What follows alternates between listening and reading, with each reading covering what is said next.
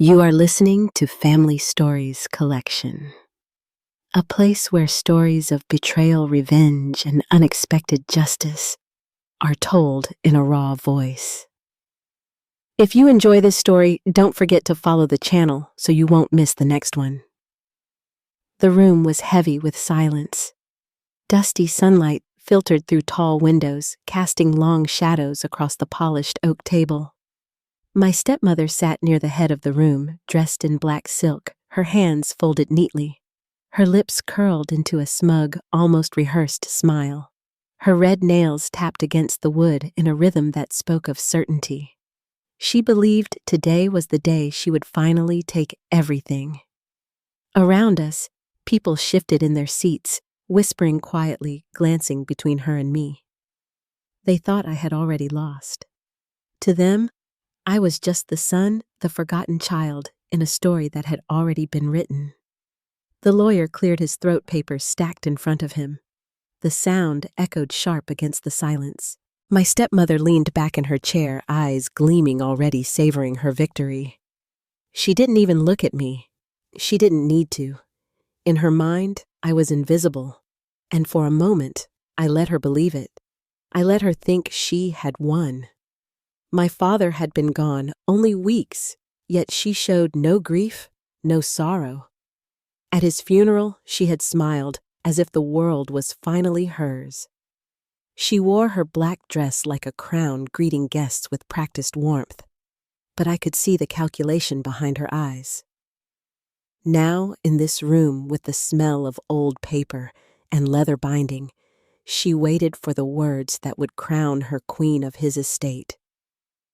She thought the will was hers to control. She thought she had erased me from my father's legacy. But she was wrong. Because what she never knew, what she could not imagine, was that my father was not blind. He was not the fool she believed.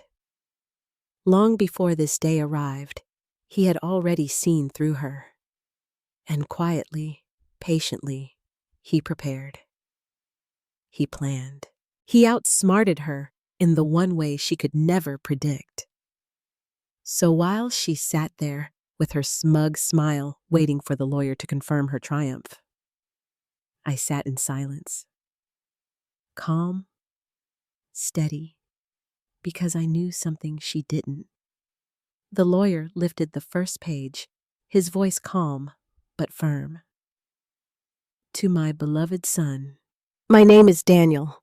I am the only child of Robert Hayes, a man who built his life with nothing but grit, intelligence, and an unshakable sense of discipline. My father was a businessman, respected in our community, known for his fairness as much as his sharp mind. People often said he was the kind of man you wanted on your side and the kind of man you never wanted to cross.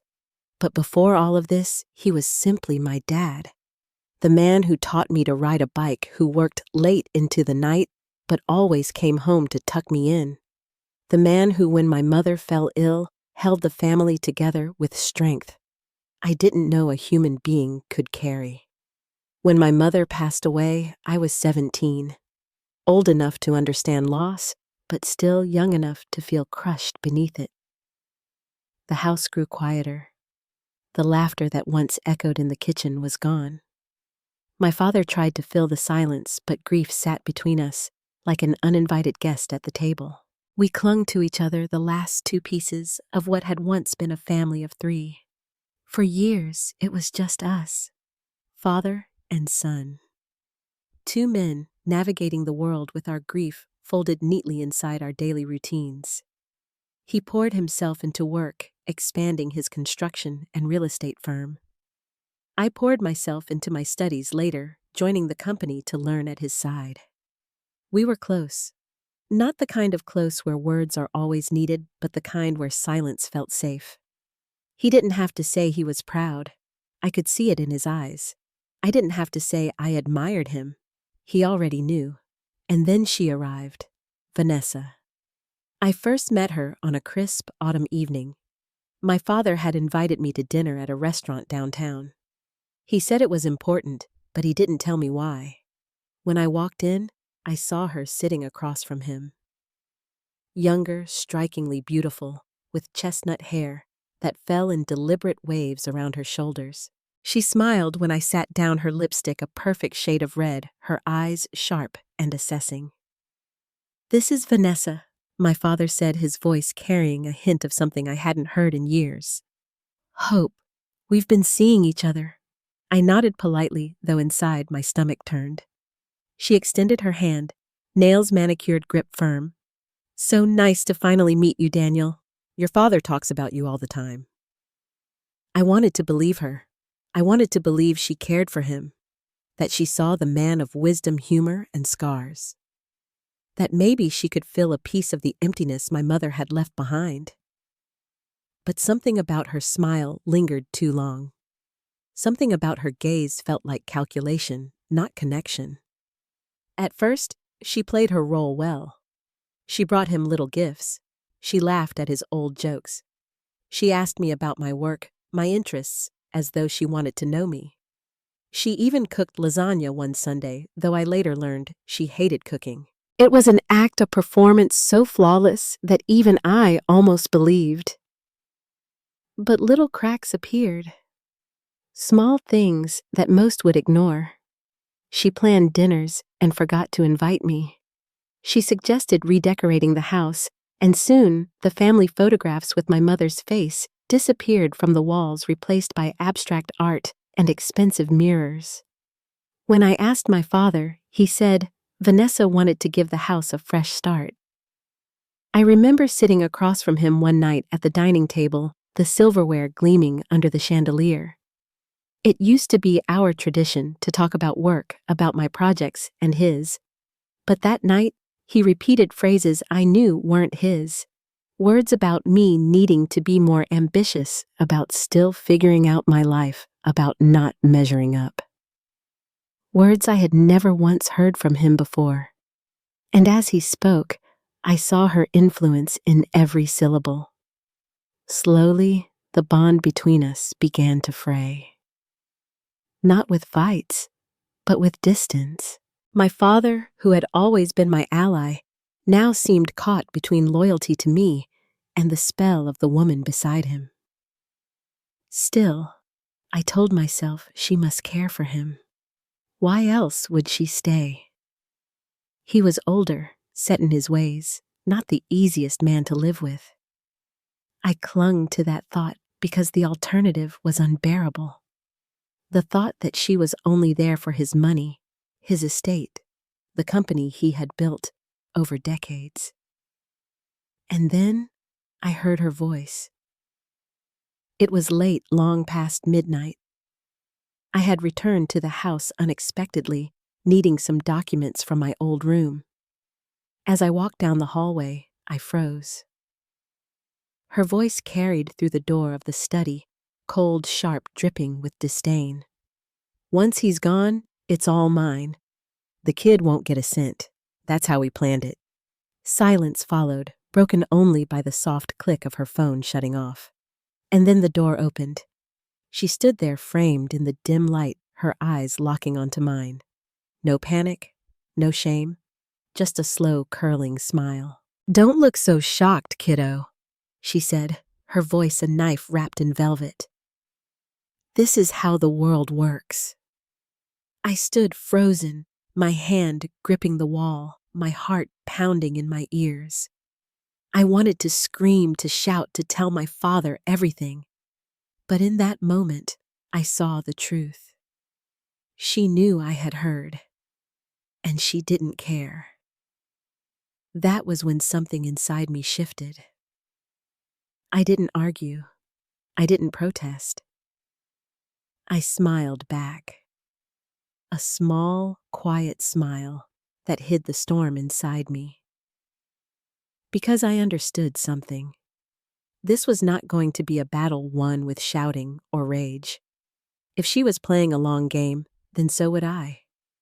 What I didn't know then was that my father had already seen through her. That even as she manipulated and schemed, he was quietly preparing. He was planning not just for his end, but for her downfall. But in that moment, all I felt was the wound reopening, the grief of losing my mother, the fear of... My father was many things: stern, disciplined, sometimes stubborn to a fault. But above all, he was perceptive. He read people the way most men read newspapers. He could sense motives, see cracks behind polished smiles. And though Vanessa fooled many, she could not fool him forever. At first, he gave her the benefit of the doubt. He wanted to believe, as I had once wanted to believe, that her affection was real. He had been lonely for so long after my mother's death. The companionship she offered, the laughter, the touch, the way she leaned in when he spoke, it was a powerful antidote to grief. For a time, he let himself be comforted by it. But my father was no fool. He noticed the changes. He noticed the way his credit card bills grew heavier with restaurant charges he had not authorized. He noticed how quickly she dismissed the things that mattered to him, the photographs, the keepsakes, the little traditions my mother had left behind. He noticed the shift in his own words, as though Vanessa had planted them in his mouth. And most of all, he noticed me.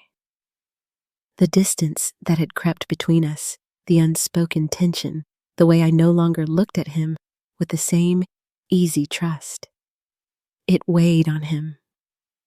I know, because one late night, he sat me down in his study.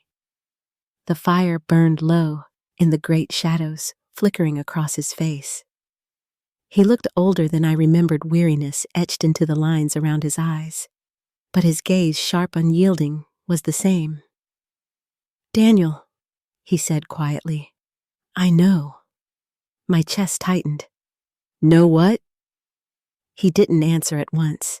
He poured himself a glass of water, his hands steady, deliberate. Then he looked at me with the same eyes that had watched me grow from a boy into a man.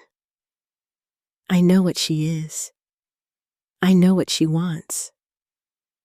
For a long moment, I couldn't speak. Relief and anger warred inside me. Relief that I wasn't imagining it, that I wasn't alone. Anger that she had fooled him at all, that she had slithered into our lives so easily. "You don't have to protect me from this," I whispered. He gave a small, sad smile. "I'm not protecting you. I'm preparing you." Those words became the turning point. Over the weeks that followed, my father began to move with quiet precision. He called upon his oldest friend, Robert Whitman, an attorney he had trusted for more than 30 years. A man who had guided him through business ventures, contracts, disputes, someone beyond reproach whose loyalty had never wavered. They met often, sometimes at the office, sometimes in our home when Vanessa was out with friends. Papers were drawn, reviewed, redrafted, sealed away. I didn't know all the details then, but I could sense the weight of what he was doing. This was no ordinary estate planning. This was strategy. One night, after Vanessa had gone to bed, he beckoned me into the study again. The room smelled of old books and the faint aroma of whiskey. He slid a folder across the desk toward me. "This," he said, "isn't for today. But someday, it will matter." Inside were documents filled with dense legal language clauses buried deep within paragraphs. Trusts, stipulations, signatures. I couldn't understand it all, but I recognized enough to see the intent: protection. Safeguards, a shield against betrayal. "I've rewritten the will," he explained, "not to strip her of everything. I will not be cruel, but she will never touch what matters. Not without your consent. Not without going through you." I stared at him, heart pounding. "You mean, He interrupted firmly, "that she will think she is won, but the ground beneath her will collapse the moment she tries to claim it. That is how you defeat people like her. Not with rage, with patience, with precision. His voice shook slightly, then not from fear, but from the weight of his illness. I had noticed the coughs that lingered too long, the way his hands trembled when he thought no one was watching. The doctor had said terminal weeks earlier, though he had not announced it to the world. But to me, he was honest. I don't have as much time as I'd like, he admitted softly. But I have enough to make sure you are safe. Enough to ensure she never steals what your mother and I built. I wanted to protest, to tell him he would live, that medicine would find a way. But the words lodged in my throat, because I saw the truth in his eyes. My father, strong and proud, was making peace with his end. And instead of wasting his last months in denial, he was using them to build a fortress around me. He leaned back in his chair, the firelight catching the silver in his hair. Do you remember what I used to tell you, Daniel? That a sharp mind cuts deeper than a sharp blade. I nodded, swallowing hard. Well, he said, voice low, this is me, sharpening the blade. From then on, I became his silent accomplice. I accompanied him to meetings under the guise of business. I helped him organize files, transfer documents, track accounts. He never burdened me with all the details, but he let me close enough to understand the design. The company shares were moved into a trust locked with conditions only I could release. Properties were tied to clauses requiring dual approval, hers and mine. Without my signature, nothing could be sold, mortgaged, or transferred. Bank accounts were shifted, consolidated, monitored. And at the heart of it all was one clause buried deep within the legal framework.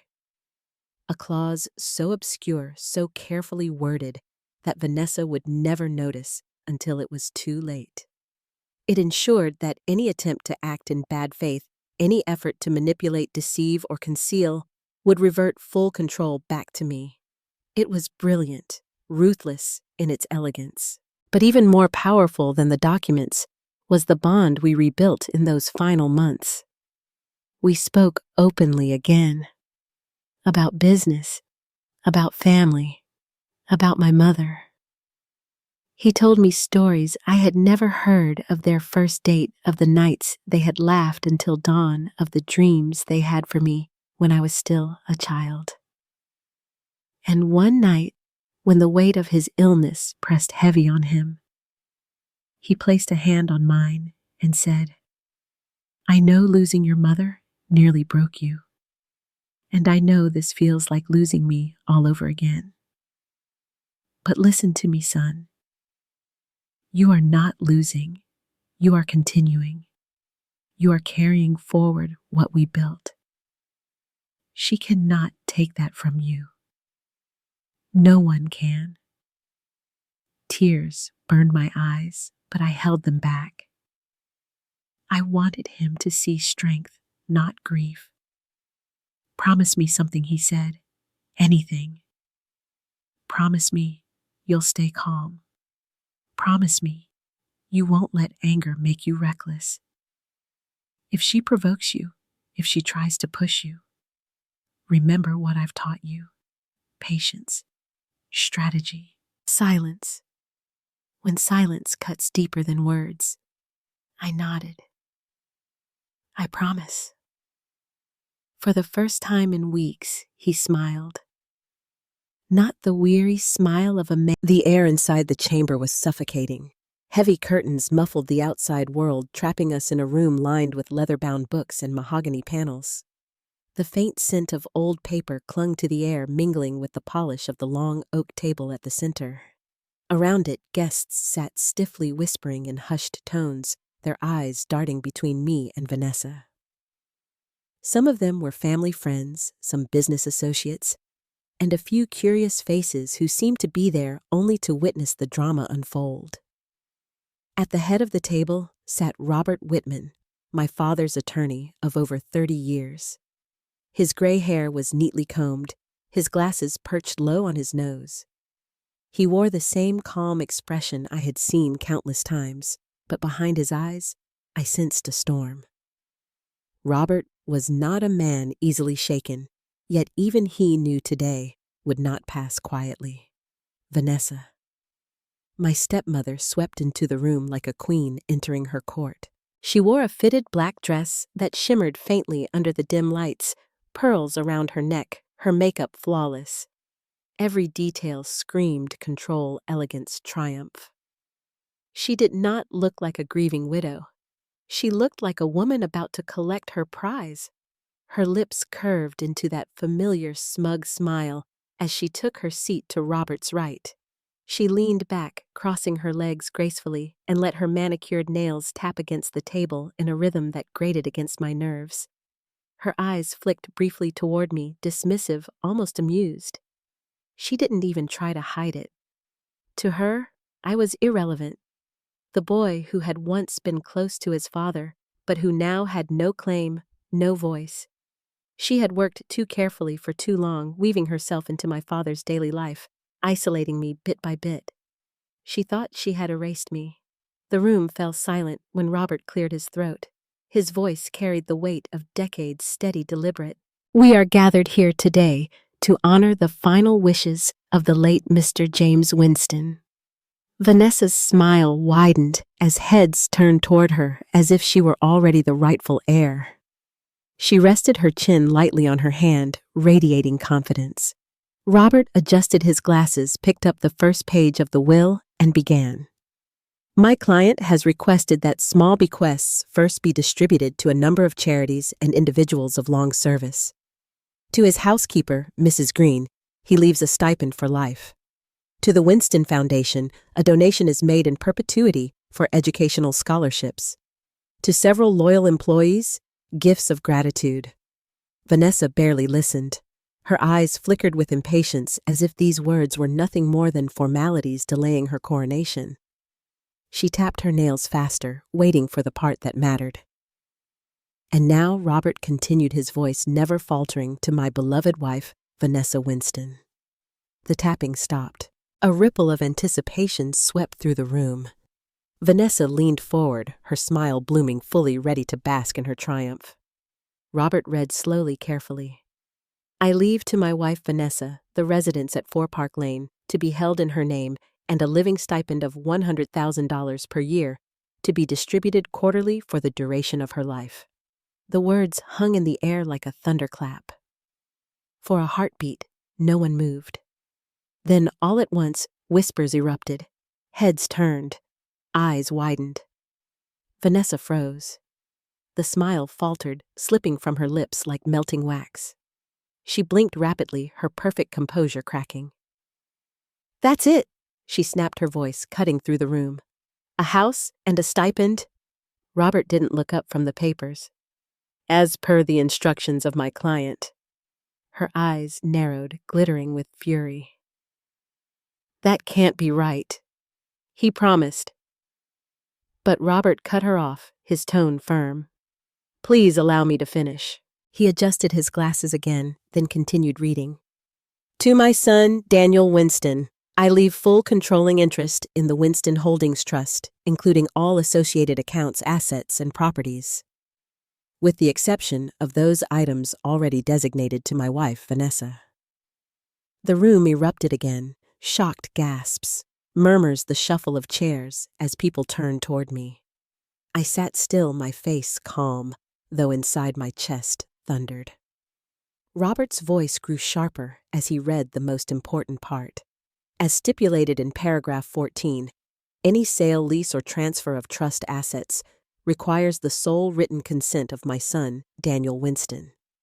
Without his explicit approval, no assets within the trust may be liquidated, encumbered, or otherwise altered. A heavy silence descended, heavier than before. Vanessa's face drained of color, then flushed red with rage. You're lying, she hissed, her voice shaking. That's not possible. He wouldn't. Robert looked directly at her for the first time. His expression was calm, almost pitying. These are the signed and notarized documents, Mrs. Winston. I assure you, nothing has been altered. She turned toward me, Then her eyes sharp as knives. Her voice trembled with fury. "You planned this. You manipulated him."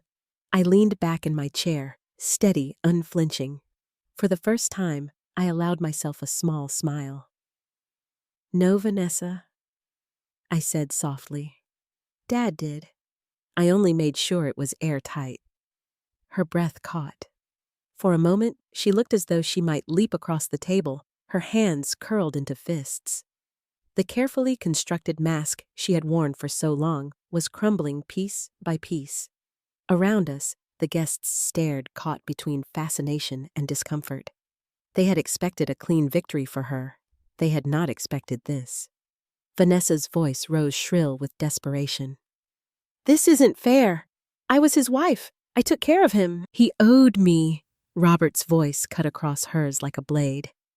"The will reflects his wishes, and his wishes are binding." She slammed her palm against the table, the sound echoing through the room. "I'll contest it. I'll take this to court. I'll make sure you regret this." Robert remained unmoved. "You may pursue whatever course you choose, Mrs. Winston, but I will remind you that the trust was structured in such a way that even legal challenges will not alter its conditions. Your stipend is secure, but beyond that, you have no authority."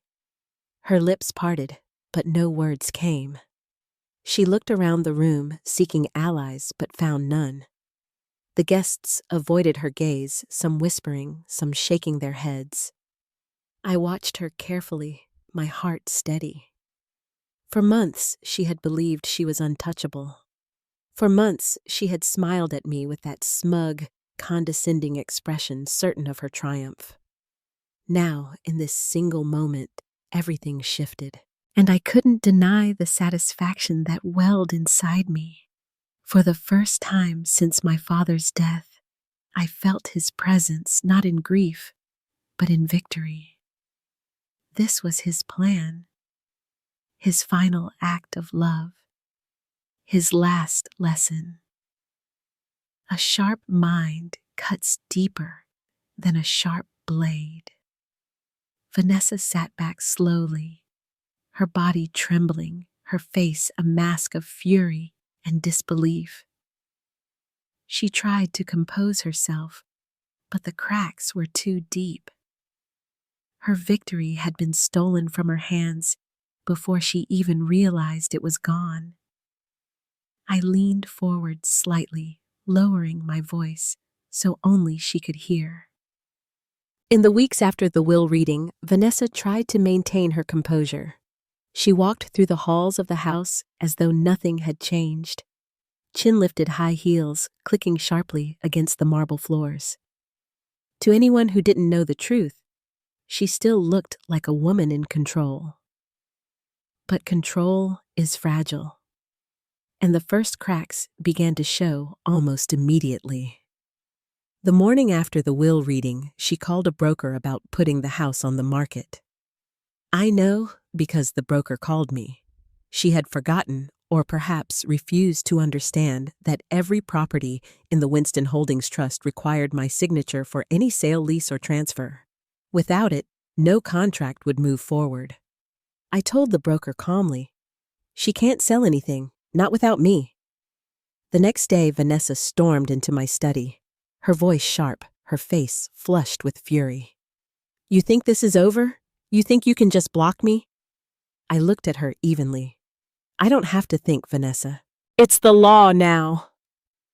Her hands shook with rage, but she said nothing more.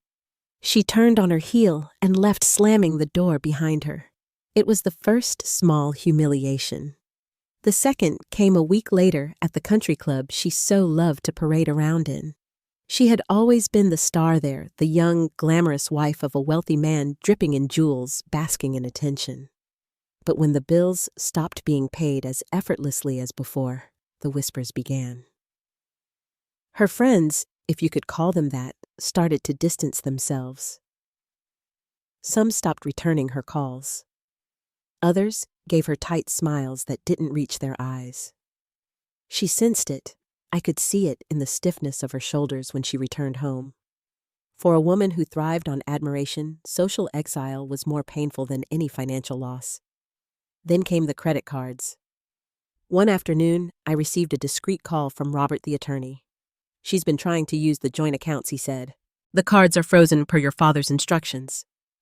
That evening, I heard her on the phone in the kitchen, her voice strained and sharp.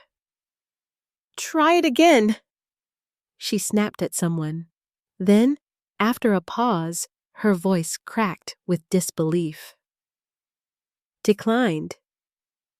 That's impossible." The crash of glass followed. A wine glass shattered against the floor. "I didn't go in. I didn't need to." I could picture her standing there, staring at the shards, realizing the limits of her power. Her world, built on luxury and performance, was shrinking. Every day, another layer peeled away. She tried renting out the guest wing for extra cash. She contacted an agency, arranged a showing. But when the paperwork crossed my desk, I exercised the clause. With one signature, I voided the agreement and sold the house instead. The look on her face when I told her was unforgettable. You can't do this," she stammered. "Yes, I can," I replied calmly. "It's written in black and white. Dad made sure of it." Her lips trembled as if she wanted to scream, but no sound came. She was learning what it felt like to live in a cage of her own making. The humiliation didn't stop there. At luncheons, I heard from acquaintances that she had begun to complain loudly that she was being cheated, that the will was unfair. But people only nodded politely, their eyes sliding away. They knew the truth. They knew my father had been no fool. And in their eyes, Vanessa was no longer the elegant widow. She was the schemer who had lost. Her beauty, once her greatest weapon, became her prison. Without money to back it, the pearls looked gaudy. The designer dresses looked desperate. People could smell the decline. And nothing repels faster than desperation. One evening, I came home to find her sitting in the darkened living room. The curtains were drawn, her makeup smudged, an empty wine bottle on the table beside her. "You think you've won?" she said bitterly as I passed. I stopped, looked at her. Her eyes were red, her voice hoarse. "No," I answered quietly. "Dad won. I'm just making sure his victory stands." She laughed, then a broken, humorless sound. "You're just like him. Cold. Calculating. Do you enjoy watching me fall apart?" I considered her words carefully before replying. "No," I said. "I don't enjoy it. But I don't pity you either. You built this life on lies, Vanessa. And lies don't hold forever." Her shoulders sagged. She turned her face away. For the first time, I saw something that looked like fear. But fear didn't stop her from trying again. She filed petitions. She hired lawyers, spent what little she had left, fighting battles she could not win. Every time Robert countered with documents airtight and undeniable. Every time the court sided with the trust. Every time she lost more money, more pride. The friends who once admired her now whispered about her downfall. The partners who once courted her attention now ignored her calls. She became a ghost in the very circles where she once reigned.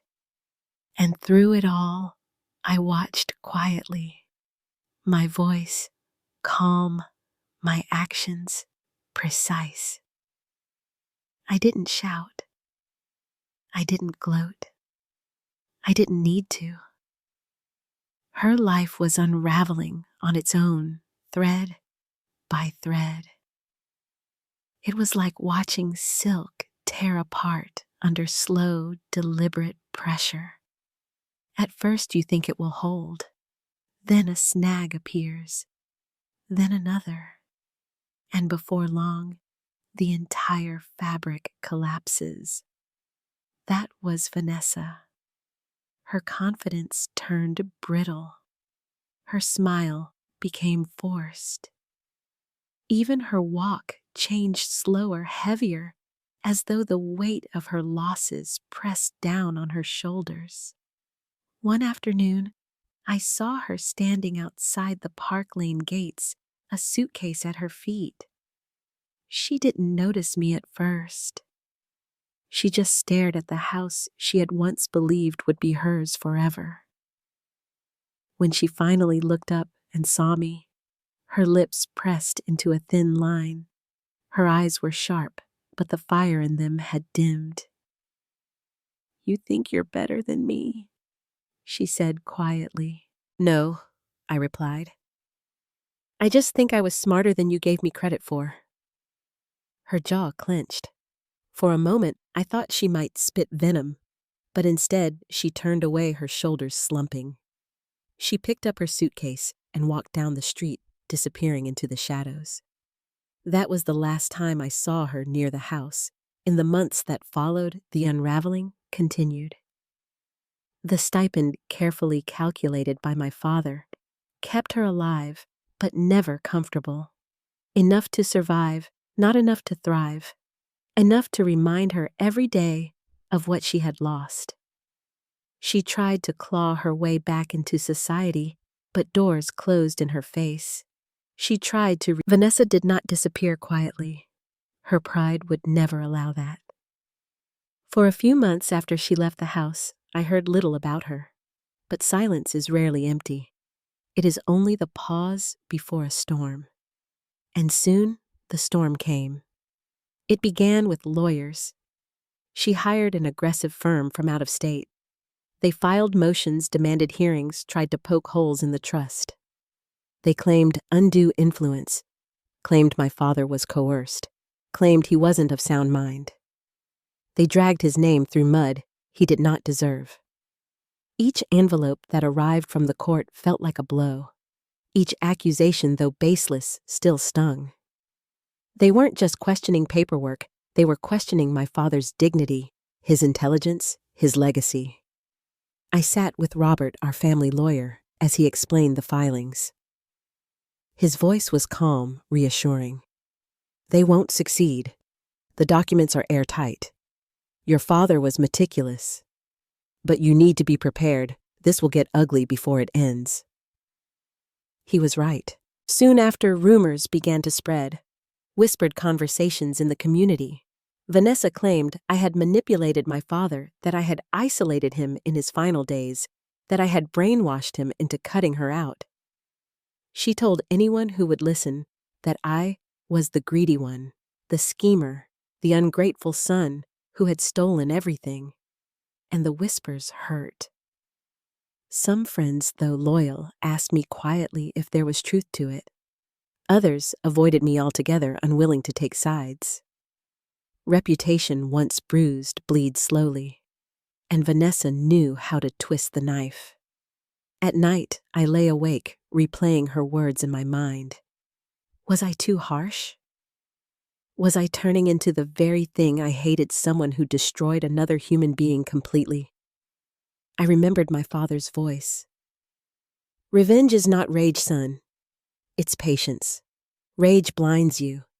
Patience gives you clarity." But in those long nights, clarity felt distant. I thought of my mother, long gone, the woman who had loved me unconditionally. Would she approve of what I was doing? Or would she tell me to let go, to rise above the poison Vanessa had brought into our family?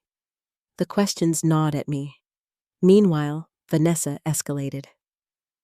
One afternoon, I came home to find a note pinned to my door. The handwriting was hers, sharp and angry. "This isn't over. You'll regret crossing me." It wasn't just a threat. It was desperation bleeding onto paper. Another time, I saw her outside the courthouse. She approached me, her heels clicking fast, her eyes wild. "You think you've beaten me?" she hissed. "I'll ruin you. I'll ruin your name. I'll make sure the world knows what you did." I looked at her calmly, though my heart pounded in my chest. The world already knows who you are, Vanessa. That's enough. Her lip curled, but I saw it then, the flicker of fear. She was running out of weapons. Still, her attacks left scars. I found myself pulling away from friends, from work, from the life I once knew. Every conversation felt like a test. Did they believe her? Did they see me as my father's true heir, or as the manipulator she painted me to be? Doubt crept in like smoke, filling every corner of my mind. One night, after another long day in court, I sat in my father's study. His chair was still there. His books still lined the shelves. The room smelled faintly of old paper and cedar polish. I closed my eyes, and for a moment I could almost hear him. Don't let her drag you into the mud, son. You don't fight a snake by rolling in the dirt. You stand tall. You let the truth do the work. His words steadied me, but they also forced me to confront something uncomfortable. I wasn't just fighting for justice anymore. I was feeding on revenge. Watching Vanessa's decline had satisfied something dark inside me, and that darkness frightened me. Was I honoring my father or betraying him in a new way? That night was my lowest point. I sat in the dark, staring at the old photographs on the wall, my parents smiling. Me as a boy, proud between them.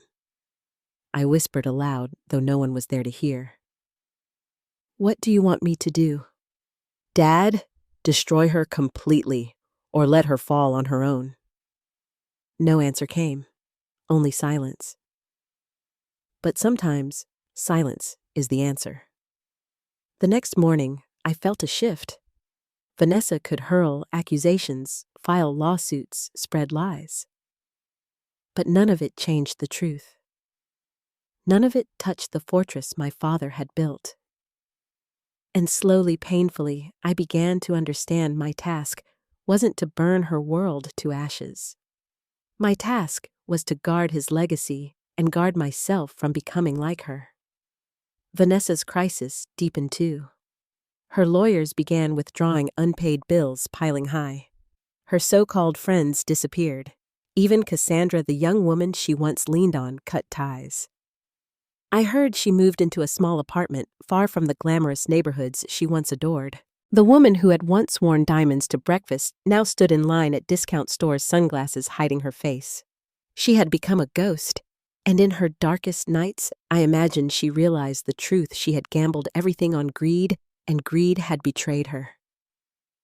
As for me, I carried both victory and doubt.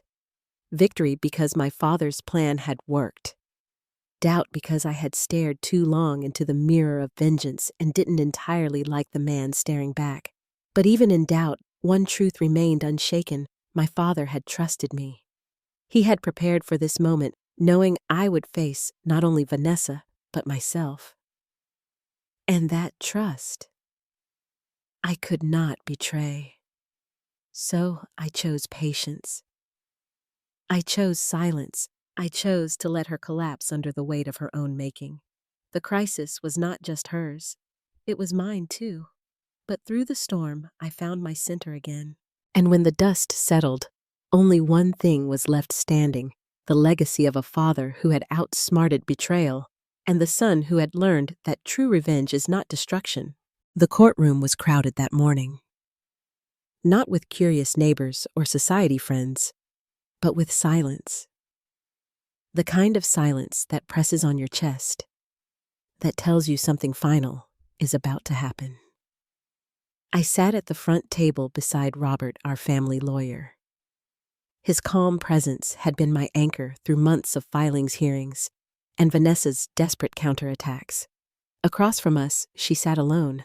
Her once glamorous clothes looked tired, her jewelry small against the weight of her bitterness. Even her posture had changed. The proud shoulders were slumped, the confident tilt of her chin gone. The judge entered robes trailing, gavel striking once. The sound was final, absolute. We rose, then sat. The proceedings were brief. Months of documents, witnesses, and testimony had already been presented. Today was only for the ruling. The judge's voice was steady as he began. This court has reviewed the evidence in the matter of the Monroe estate. We have considered the arguments regarding coercion, mental capacity, and undue influence. I felt my hands tighten around each other. For all my certainty, for all Robert's reassurances, a small voice inside me whispered fear. What if something went wrong? What if the plan my father had built so carefully was somehow undone? Then the judge continued. The evidence overwhelmingly supports the validity of the decedent's final will and trust documents. The court finds that Mr. Henry Monroe was of sound mind. His actions were deliberate, clear, and legally binding. My breath caught. Accordingly, the estate will be executed as written. The majority of assets, including the trust and properties, are to be administered by his son, Daniel Monroe. The surviving spouse, Vanessa Monroe, shall receive only the allowances stipulated in the documents. The gavel struck again. This matter is settled. For a long moment, I couldn't move. Relief crashed over me like a wave, leaving me dizzy. It was done. My father's plan had held. His legacy was safe. I glanced across the room. Vanessa's face was pale, lips pressed into a thin line. She didn't shout, didn't cry. She only sat frozen, as if the ground beneath her had finally given way. When the judge left, Robert leaned close. Congratulations, Daniel. Your father would be proud. I nodded, unable to speak. Outside the courthouse, the air felt lighter than it had in months. Reporters lingered, hoping for a statement. I offered none. Some battles are not meant for the public stage.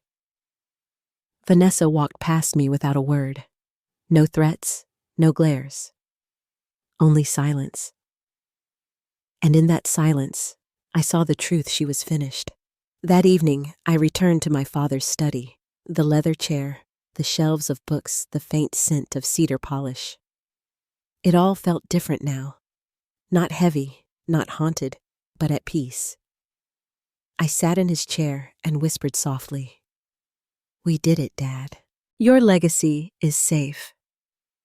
But as the days passed, I realized something important. Securing the estate, winning against Vanessa, that wasn't the true legacy. The true legacy was what my father had taught me in his final months. Patience, clarity, the difference between vengeance and justice. I carried those lessons in my bones, and I knew I could not simply hold on to the wealth he left. It had to mean something more. So I made a decision. From the trust, I carved out a portion substantial but not extravagant, enough to build something lasting. I met with community leaders, financial advisors, and nonprofit directors, and slowly the plan took shape. The Monroe Foundation, a charitable trust dedicated to education and healthcare for families in need. It would carry the names of both my parents, Henry and Margaret Monroe. Not just my father, but the mother I had lost too soon. At the first board meeting, I spoke softly but firmly. This foundation isn't about charity as performance. It's about dignity. My father believed in hard work and giving people the tools to rise. My mother believed in compassion, in caring for those left behind. Together, those values will guide everything we do. The room nodded in agreement. And for the first time since his death, I felt something more than relief. I felt purpose. Vanessa faded from the community. I heard whispers her apartment sold, her last assets liquidated. Some said she moved to another state. Others said she simply vanished. I didn't care to know. She was no longer my story. My story was here, with the people who would benefit from my parents' names living on in service, not scandal. With the children who would receive scholarships, with the families who would find medical care they could not afford. Years later, I stood at the dedication of a new library wing built with foundation funds. The plaque bore my parents' names. As I touched the cool bronze letters, I thought of them both, my mother's gentle laugh, my father's steady voice. And I realized the house, the money, the properties, they were only tools. The real inheritance was wisdom. Wisdom to see through deception. Wisdom to act with patience, not rage. Wisdom to protect not only wealth, but dignity. When I look back now, I don't think of Vanessa's smile at the will reading, or her threats, or her downfall. I think of my father leaning across his desk, eyes sharp, even as illness weakened him, whispering, "Don't worry, son. I've prepared everything." He had prepared more than legal documents. He had prepared me, and that is the true legacy. Not the battle, not the revenge, but the strength to endure, the clarity to act, and the courage to build something new. The Monroe Foundation continues its work today. Each time a child opens a book in that library, each time a patient receives, I sit alone in my father's study. The war is over. The estate is safe. Vanessa is gone. But silence is not empty. Silence is where the truth appears. I did not win because of hate. I won because my father taught me to look further than anger. I hear his voice in memory, soft, weak, but sharp as ever. Revenge is not rage, son. Rage blinds you. Real revenge is patience. It is preparation. It is knowing when to wait, when to act, when to stay silent until the ground beneath your enemy breaks. Back then, I thought he meant strategy. Now I know. He meant life itself. Vanessa had everything she needed: charm, beauty, a husband who gave her stability. But she wanted more. She wanted everything.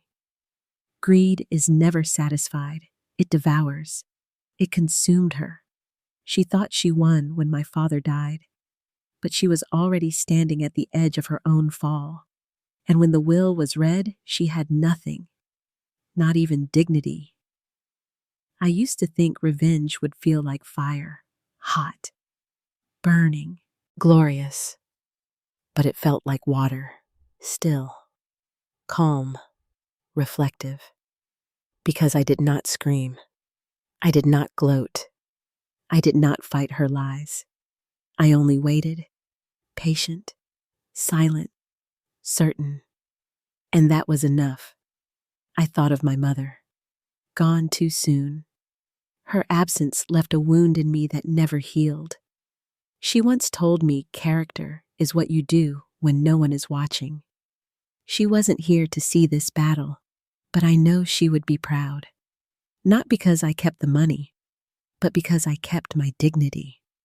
Family. I used to think family was only blood. Father, mother, me. But I learned the truth. Family is trust. Family is sacrifice. Family is loyalty, proven in action. My father was family. My mother was family. And now, the foundation we built, the people we help, in some way, they are family too, because they carry forward what my parents stood for. I sometimes wonder, what if Vanessa had chosen love instead of greed? She could have had a place at this table. She could have been remembered kindly. Instead, she is only a shadow. I don't hate her anymore. I pity her, because she showed me what happens when desire becomes obsession, when ambition turns into poison. Her downfall was her own making, and her lesson is mine to keep. The night I signed the final documents, I poured a glass of whiskey. I thought about the boy I once was, a boy afraid of losing everything. That boy is gone. Now I am stronger, not because of wealth, but because of clarity. I know who I am. I know what matters, and I know the man I want to become. Not ruled by anger, not blinded by greed, not defined by betrayal. I carry my father's wisdom, my mother's compassion, and my own resolve. That is my true inheritance. Sometimes at the foundation, I pause at the plaque with their names. Visitors walk past it, but I always stop. I touch the letters and whisper, "Thank you," because everything I am is because of them.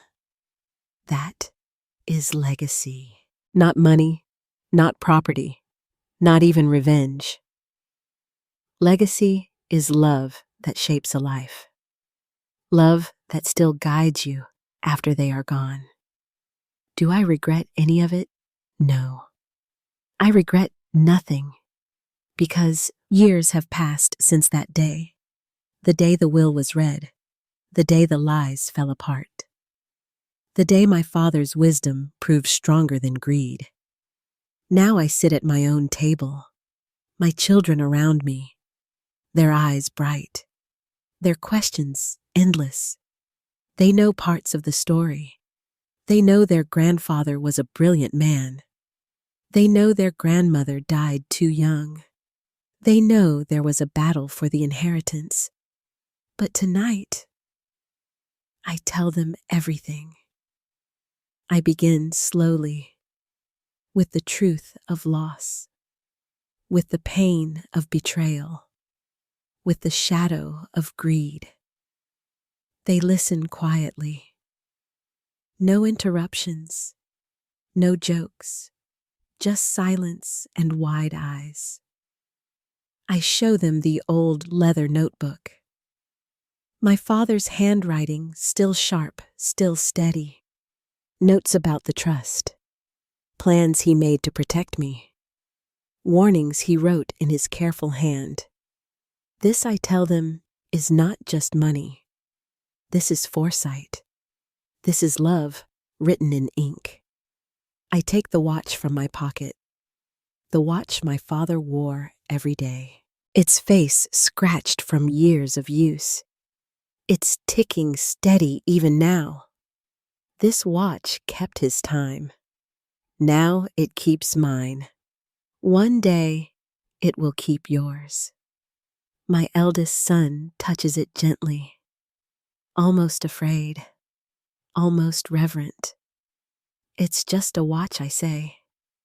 But it means more than gold. It means remembering who you are and never letting anyone take that away. I walk them through the house, the same house Vanessa once tried to sell, the same house she thought she would rule.